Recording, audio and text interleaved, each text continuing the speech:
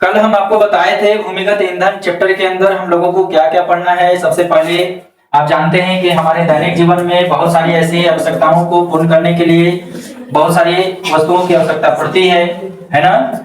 तो उसी में से हम जानते हैं कि पृथ्वी पर दो तरह की वस्तुएं हो सकते हैं। एक होता है प्राकृतिक का बना हुआ चीज जो प्राकृतिक से हमें मिलता है, दूसरा होता है मानव निर्मित। तो उसी चीज को हम जो है लिखे इधर कि संसाधन दो तरह के होते हैं। कितने तरह के संसाधन होते हैं? दो तरह के। एक प्राकृतिक संसाधन, दूसरा होता है मानव निर्मित संसाधन, है ना। जिसमें से प्राकृतिक संसाधन जो है वो दो भागों में बांटा गया है, क्षय प्राकृतिक और अक्षय प्राकृतिक। ठीक है, इसमें कल हम बताए थे आपको क्षय का मतलब क्या है और अक्षय का मतलब क्या है। तो कौन कौन बताएंगे? बताइए। जल जो है किस तरह का प्राकृतिक संसाधन है? जल अच्छा है। इसका मतलब है कि अक्षय प्राकृतिक संसाधन बोले तो क्या होता है कि वैसे संसाधन जो असीमित मात्रा में हमारे जो है पृथ्वी पर उपस्थित हो। असीमित मात्रा का मतलब है कि जिसका जो है यूज हम कर रहे हैं लेकिन वो जो है जल्दी नष्ट नहीं होगा, खत्म नहीं होगा पृथ्वी पर से, उसका जो है उस वस्तु को खत्म नहीं किया जा सकता है ना। जैसे सूर्य का प्रकाश, सूर्य की प्रकाश आप कितना भी यूज कर रहे हैं, क्या आपको लगता है कि सूर्य के प्रकाश को खत्म किया जा सकता है? नहीं खत्म किया जा सकता है। तो यह कई किस तरह का संसाधन है हमारा? तो यह जो है अक्षय संसाधन है। कैसा है? अक्षय संसाधन है। इधर आते हैं वायु। वायु कैसा संसाधन है? तो वायु को खत्म किया जा सकता है क्या? नहीं। तो वायु भी कैसा संसाधन है? अक्षय संसाधन है। यानी कि यह जो है असीमित मात्रा में पृथ्वी पर उपलब्ध है ना। इसका कितना भी उपयोग कर ले खत्म नहीं होगा, जाहिर सी बात है। इसी तरह से क्षय जो है संसाधन के अंदर हम पढ़ते हैं, जानते हैं कि वैसे संसाधन जो है सीमित मात्रा में हो पृथ्वी के ऊपर, जिसका उपयोग हम कर रहे हैं, तो ऐसा हो सकता है कि उसके उपयोग ज्यादा जो है करने से उस वस्तु का जो है पृथ्वी पर से खत्म हो जाए, पृथ्वी पर रहे ही नहीं। जैसे कहता है वन, अगर हम वनों की कटाई अगर निरंतर इसी तरह से जैसे आज के समय में वनों की कटाई किया जा रहा है, वन लगाते कम है काटते ज्यादा है, तो इसका मतलब है कि वन धीरे धीरे क्या हो रहे हैं, हमारे पृथ्वी पर से खत्म हो जाएंगे।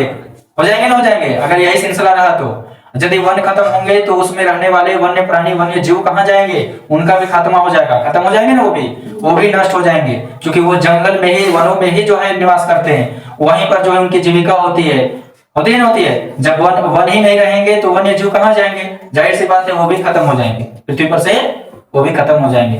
तो ऐसे चीजें कैसे में आते हैं प्राकृतिक संसाधन में? तो ये क्षय वाले हैं। कैसे वाले हैं? क्षय वाले संसाधन में आते हैं। कहता है कि खनिज, खनिज में जैसे पृथ्वी के अंदर मिलने वाली सभी चीजों को हम खनिज का नाम देते हैं। ऊपर पट्टी से प्राप्त सभी वस्तुएं खनिज कहलाती हैं। क्या कहलाती हैं? खनिज पदार्थ का नाम सुने हो ना।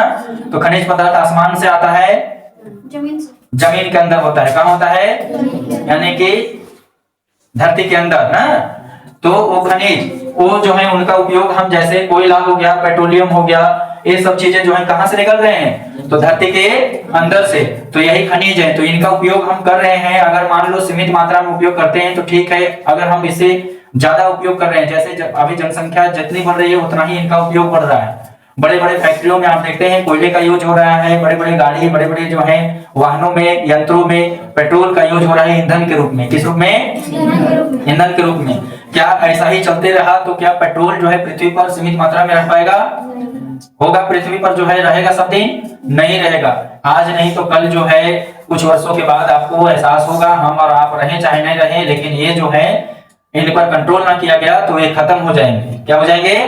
खत्म हो जाएंगे। तो इसी को हम क्या कहते हैं? क्षय प्रकृति वाले संसाधन कहते हैं। कैसे वाले हैं? क्षय प्रकृति वाले संसाधन है। इसी में आता है हमारा प्राकृतिक गैस। प्राकृतिक गैस में जैसे आप क्या कौन सा गैस इस्तेमाल करते हैं घरों में? ऑक्सीजन। ईंधन के रूप में आप ऑक्सीजन इस्तेमाल करते हैं। कौन सा गैस? बोलिए। आप जो खाना पकाते हैं घरों में कौन सा गैस होता है?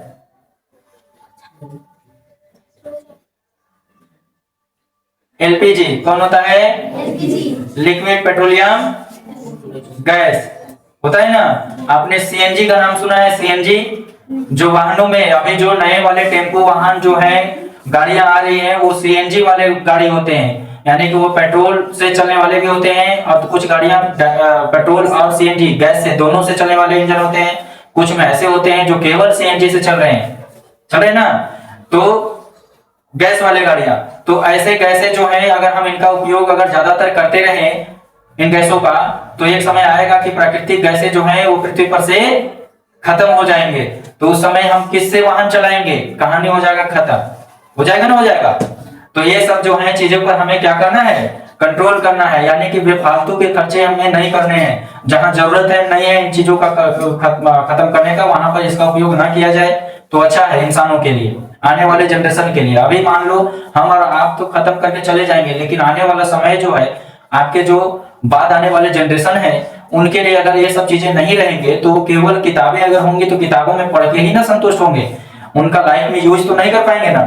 सपोज मान लो इनमें से कोई भी एक चीज खत्म हो जाए आने वाले समय में, तो जो व्यक्ति के समय में ये चीज नहीं रहेगा तो इन चीजों के बारे में वो जान पाएगा, उनका इस्तेमाल कर पाएगा, नहीं कर पाएगा, है ना। और बहुत सारी परेशानियों का सामना करना पड़ सकता है आने वाले समय में। तो इसलिए हमें इन बातों का ध्यान रखना होता है कि हमें क्षय वाले वस्तुओं का उपयोग सीमित मात्रा में करना है, उसका दुरुपयोग नहीं करना है ना।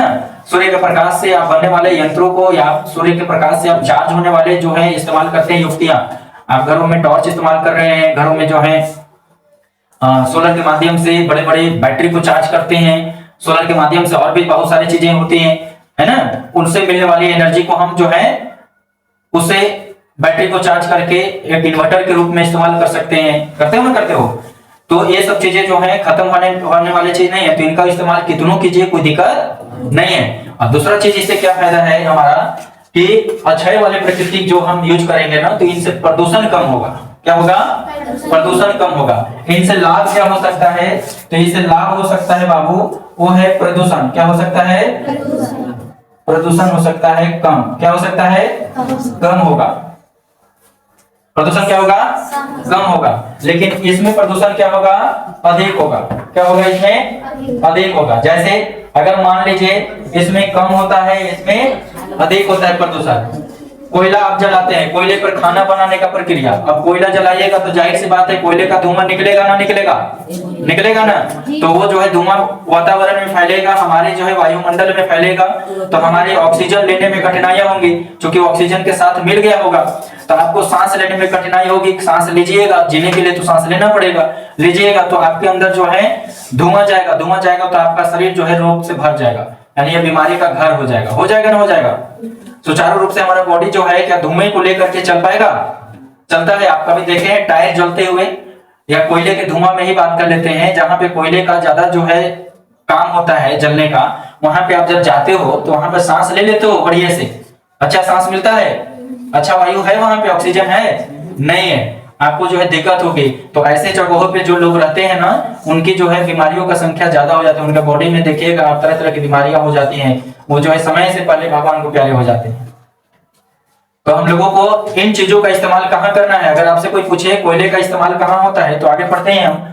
यहाँ पे जीवाश्म ईंधन, कल हम बताए थे आपको जीवाश्म ईंधन होता क्या है। तो भैया जो सजीव होते हैं, सजीव के मृत अवशेष से बने हुए ईंधन के रूप में जिनका हम इस्तेमाल करते हैं, उन्हीं को हम जीवाश्म ईंधन कहते हैं। जैसे फॉर एग्जांपल कोयला, कोयला भी एक तरह का जीवाश्म ईंधन है। जीवों से मिलकर के इनका जो है निर्माण कैसे हुआ है, तो सजीव के मृत अवशेष से हुआ है।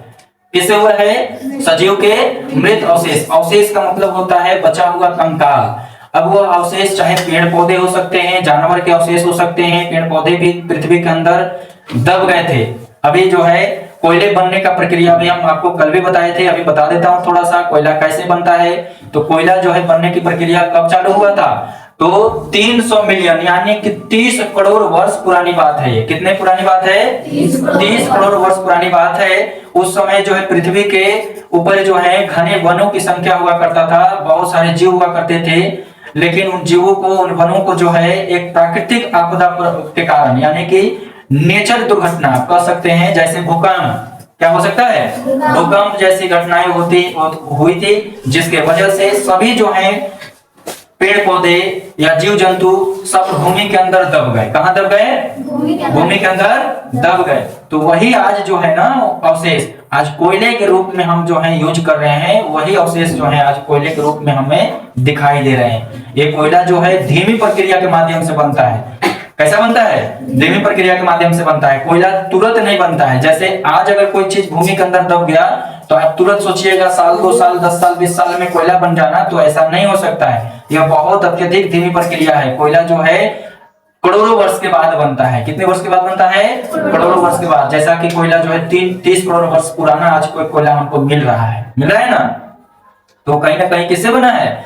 अवशेषों से मिलकर बना है, सजीवों के मृत अवशेषों से मिलकर बना है। वो भूमि में दब गया था, जिसके कारण भूमि के अंदर जो है गर्मी होती है। क्या होता है? गर्मी होता है। इसके अंदर ताप का मात्रा जो है अत्यधिक है, और उसी ताप के कारण ये जो है कोयले के रूप में परिवर्तित हो गए हैं। किस रूप में परिवर्तित हो गए हैं? कोयले के रूप में परिवर्तित हो गए हैं। क्लियर है? तो इसी चीज को हम लोगों को इस चैप्टर में पढ़ना है, भूमिगत ईंधन के बारे में। तो अभी हम जो है भूमिगत ईंधन में कोयले के बारे में अगर पढ़ते हैं। पेट्रोल भी जीवाश्म ईंधन है। क्या है? पेट्रोल भी जीवाश्म ईंधन है। पेट्रोल भी कोई जो है ऐसा नहीं है कि एक गड्ढा खोद दिए तो जो है पेट्रोल निकल गया। पृथ्वी के अंदर जैसे पानी निकलती है वैसे पेट्रोल निकल गया। पेट्रोल बनने के पीछे जो है किसका कारण है? वो है जीवाश्म ईंधन। कौन है? यानी कि कहने का तात्पर्य है कि पेट्रोल बना है तो वो सजीवों के मृत अवशेषों से ही बना है। वो भी किससे बना है? सजीवों के मृत अवशेष से ही बना है। कहता है कि कोयला यानी कि कोल जो है वो किस तरह का होता है? कोयला आप समझते हैं, कोयला का रंग जो है काला होता है। कैसा होता है? कोयले का रंग काला होता है। यह जो है एक ईंधन का उपयोग में, ईंधन के रूप में उपयोग किया जाने वाला एक वस्तु है ना।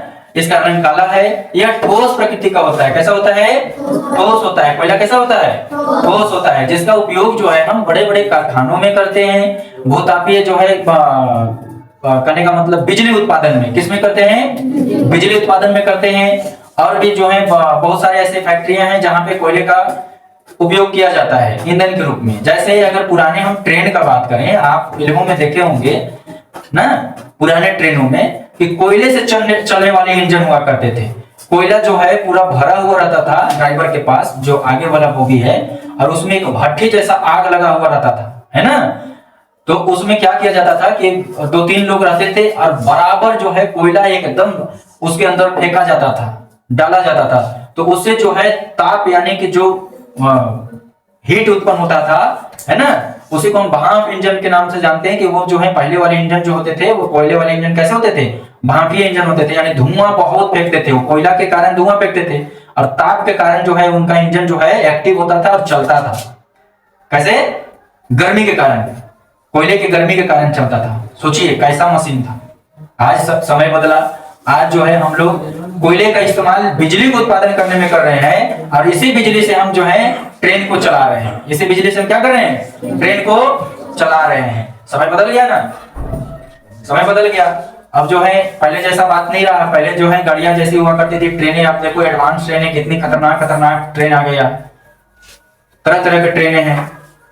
तो ये सब बदलाव जो है किसके कारण हो रहा है? तो पढ़े लिखे व्यक्तियों के कारण है। यदि आप पढ़िएगा नहीं तो बनिएगा क्या? बिना पढ़े लिखे क्या कोई व्यक्ति जो है किसी चीज पे रिसर्च कर सकता है? सपोज मान लो कोई अनपढ़ डॉक्टर है और उसके पास आप जो है किसी बीमारी का इलाज करवाने जाते हो, तो आपको मुआयना ना देगा जी। पढ़ा लिखा नहीं रहेगा तो आपको मुआ देगा, क्या करेगा? उल्टा पुल्टा दवा खिला देगा, है ना। तो ये बहुत जरूरी है समाज में, देखो कि पढ़े लिखे व्यक्तियों का होना बहुत जरूरी है। अगर वो मान लो डॉक्टर पढ़ के बना है तो सही इलाज करेगा।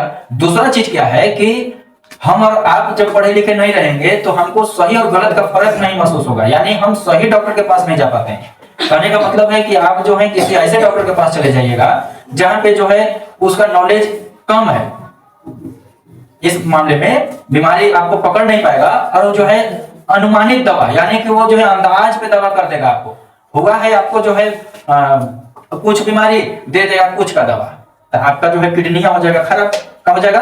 खराब। किडनी खराब, तो इसका मतलब क्या? राम राम, बस वही कहानी हो जाएगा खत्म। तो पढ़ना लिखना कितना आवश्यक है वो समझ लीजिए इसी बात से कि पहले जो है कोयले से लोग जो है ट्रेन को चलाते थे। आज पढ़ लिख करके कोयले से न चलने वाले इंजन को छोड़ करके इलेक्ट्रिसिटी यानी कि बिजली से चलने वाले हम इंजन बना दिए। हम जो है सौर ऊर्जा से चलने वाले इंजन बना दिए। जरा सोचिए कि सूर्य के प्रकाश से हम एनर्जी को निकाल लेते हैं और उससे जो है हम जो है चीजों को चला पा रहे हैं।